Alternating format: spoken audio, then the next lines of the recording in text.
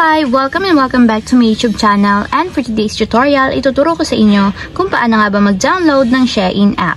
But first, subscribe to my channel and don't forget to hit the subscribe button and the bell to notify you for my new updates. And if you want to learn more, just keep on watching and let's start!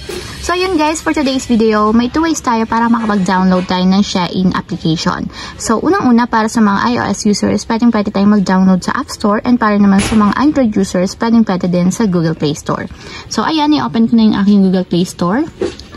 And then pagka-open guys, mula dito sa homepage, i-tap nyo lang yung search button or pumunta lang kayo sa search bar. Then dito sa search bar, i-type nyo lang is Shein or Shein. Then search. And then ito yung piliin nyo guys. So kulay black yung logo niya na mayroong white. So para ma-install or ma-download sa ating mobile phone, i-tap nyo lang yung install. And wait natin guys hanggang sa matapos ma-download. And kung makita nyo guys, meron siyang 3.8 ratings and yung file size niya is 34 megabytes. So meron lang naman siyang 500 million downloads worldwide.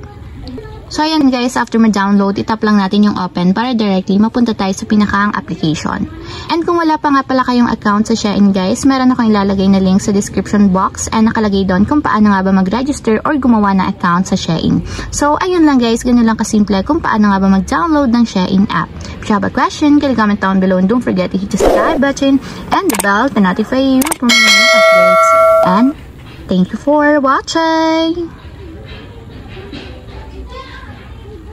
Living life, every day, late at night, not okay.